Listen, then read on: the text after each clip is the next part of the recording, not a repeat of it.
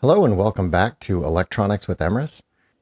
In this video, I'm going to be showing how to build and analyze a simple digital circuit in QSpice. This circuit was developed by a user on the Electro Music forum by the name of Phobos. I want to give full credit to them for the circuit itself. I'm just going to be showing how you can do an analysis of this circuit and see it operate in a simulator. So what we're going to do is just go ahead and build up this circuit in QSpice, and then we're going to run a simulation and see what this circuit does. I'm going to keep the circuit off to the side so that I can easily keep track of what I need to do in it. Let's do this. There we go. From the left-hand side, you can pull in all kinds of different components. For example, just grabbing a normal resistor is very easy. You just grab it from the side there. Now, I like to use the shortcut R, which does the same thing, saves you some time. But if you don't know where to find a component, you can always look through the left-hand side to find it.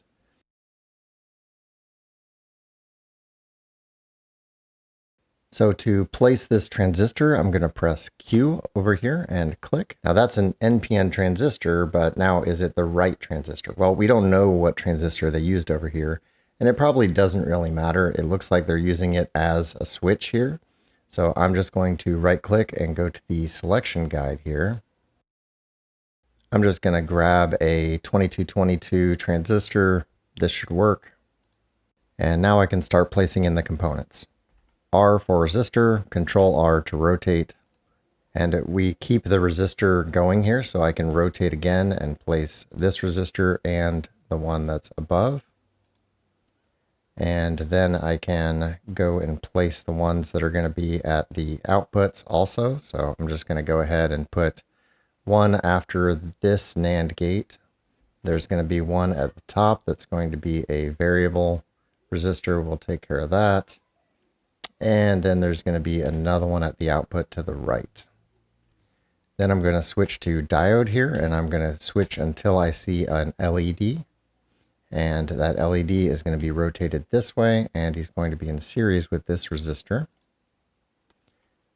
Hit D again to get back around to the standard diode, and that guy is going to be here. Oh, I missed a resistor, so we're going to have a resistor here. And then I need my NAND gates. I'm going to go ahead and place those in to make this a little clearer to see what's going on. So under the behavioral menu, under gates, we can see all the different gate options in here. And I'm going to be looking for and you can see here, expand this a little bit. We have AND2, and it has a complementary output. So you can place that and use it as a NAND gate because it has both the standard AND output and then the NAND output. But you can also go through and look for the AND2 input NAND gate, and that only has the NAND output, and it's just a little cleaner to look at. So we're going to place this guy right here. Now you'll notice that these gates have a pin at the top and a pin at the bottom, and those are for the supplies. So I'm just going to connect up the ground to the bottom by pressing G. I can place the ground, and then W for the wire here. And then I'm going to place a wire going up, and then N to create a netlist label. And that's going to be VCC. And I'll later create a supply for VCC. In fact, let's go ahead and create the supply for VCC because I'll probably forget about it if I don't do it now. So V to create a voltage source, G for ground, W for the wire to connect in between. And we're just going to call that 5 volts here. So now we have our digital supply, and that's what's going to be providing voltage to our gates. This I'm going to copy by holding Shift, and then whenever I let go of the mouse, I'm still holding Shift, and I can move this entire thing, but I can also hit Control C to copy it, and Control V to paste it in. So we're going to have one here. We're going to have one on the other side of this diode here. And we're going to have another that's going to be in series with that one. I need to put a diode up here. I'm going to go ahead and fill in all the values.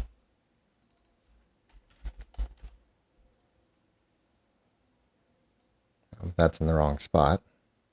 That's okay, we'll take care of that. You can see at the bottom of this circuit we have everything tied to ground, so I'm just going to put a ground down at the bottom here and run a line for ground across. This transistor is going to be connected like that. This is connecting to the positive supply also. 22K. This is going to be 1K.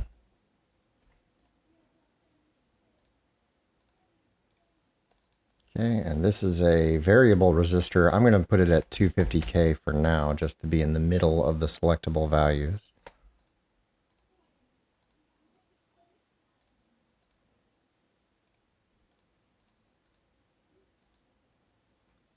And that's going to the bottom input of this.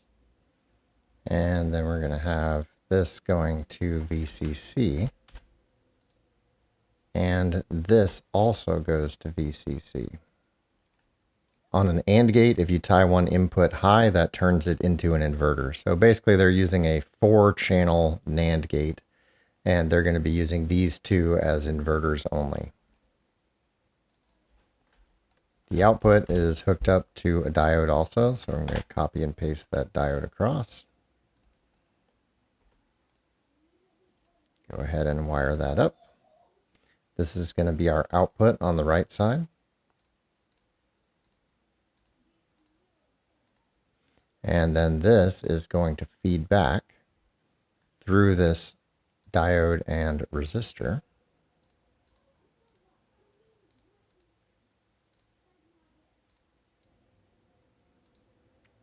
And that goes into our latch over here. So now the output of this gate is going to the input of the other gate. And the input of this gate is going to go to the output of the other gate. And that makes a latch. This is the input here. Now I'm missing one important thing is capacitors. So I have a capacitor here at the input of U1A. Now, if you ask the manufacturer about having big capacitors and slow signals on the input of a gate like this, it is not a good idea. But if your circuit doesn't particularly care about fast changing signals, it probably won't matter. Like for example, I believe this is being used to drive a coil. So whenever this switches, it's going to have some chatter because of this slow input transition.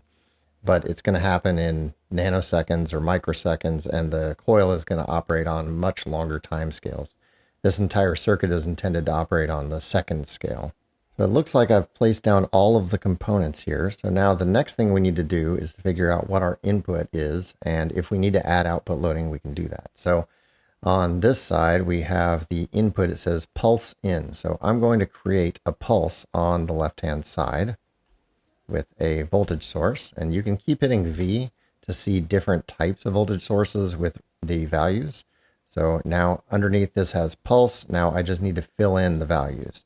So V1 is going to be 0, V2 is 5. The delay time, I'm going to put that as, let's say, 10 microseconds. The rise time is 1 nano, fall time 1 nano. These really won't matter for this application. And then the on time, I'm going to call that 1 millisecond. And the period is going to be 100 seconds. So we're just going to have a short pulse, and that's it. And I'm going to connect this to the system ground here. And then we're going to connect up to the input.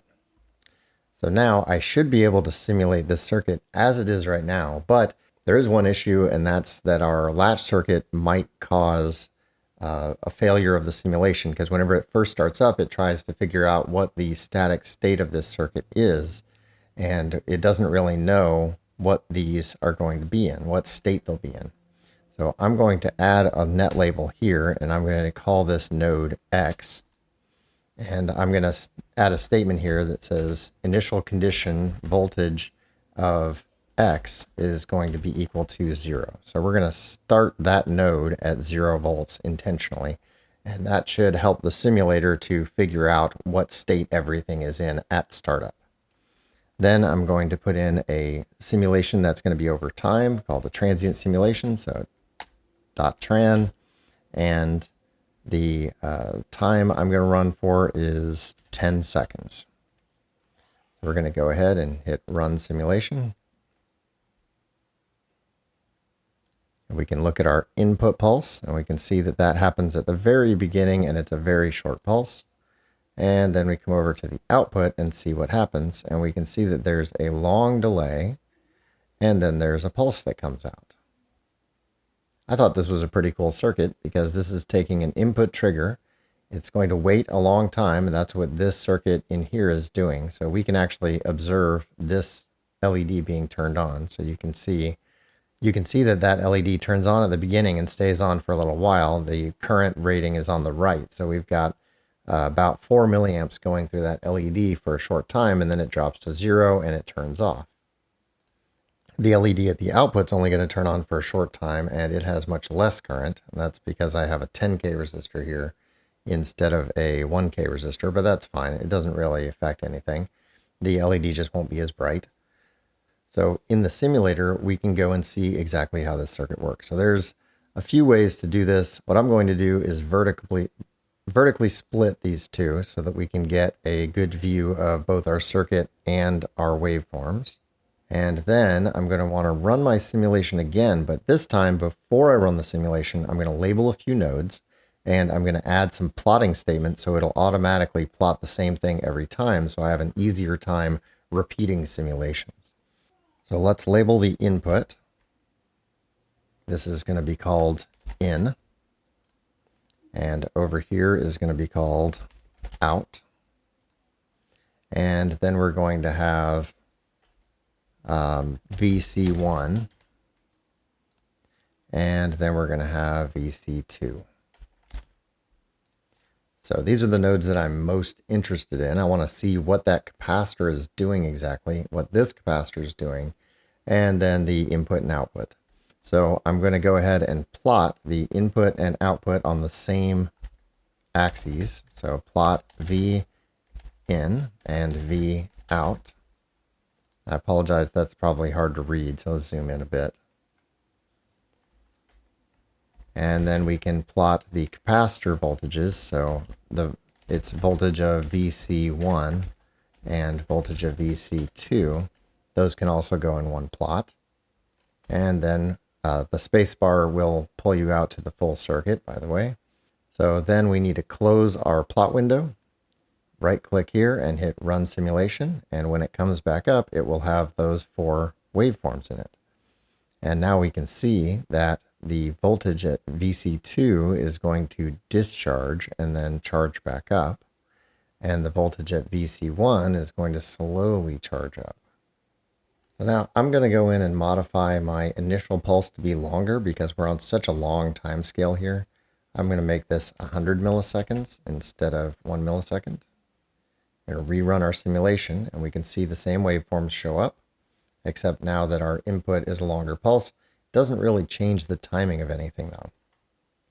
So let's go in and say, well, what if we replaced C1 with a larger capacitor? Let's put a 22 microfarad capacitor in there. So I would expect that this is going to change one of the time scales by 4 times, and specifically the time for VC1 to charge up. So that's going to get 4 times longer. And we can see that that's what happens. If we adjust this resistor, let's adjust that resistor down to 50K. So if we turn that potentiometer down, that time scale moves way down. Or if we move this up to 500K, then we can see that that's going to move way up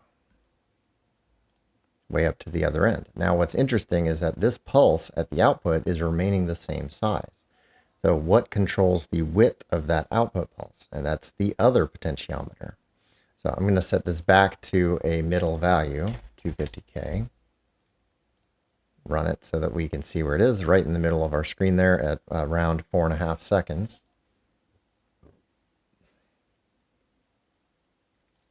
And now we're going to adjust this guy up to 500K and rerun our simulation. We can see that the pulse width gets much wider. Now, what if we wanted a longer pulse? We didn't want it to be this short. So what if we want it to be, say, 2 seconds long? Well, right now we're looking at a time. Double click on this to get a cursor, and you can see both ends. And at the bottom of the screen, it's going to be hard for me to point at it, but down at the bottom of the screen below my cursor, the difference in Y and the difference in X. So difference in X says that we've got about 340 milliseconds. So if I want to get 2 seconds, then I'm going to get 5 times that, right? Or 6 times that. So let's go ahead and change our capacitor to, say, a 10 microfarad instead of a 1 microfarad. And then we can rerun our simulation. And we can see now our output pulse has gotten much larger. So we're going from a little over 4 seconds to nearly 8 seconds. So now we should be able to adjust this more significantly. So if I go to 100K, so 5 times less resistance in that same part of the circuit, and rerun it, I can see that the time scale has dropped down quite a bit.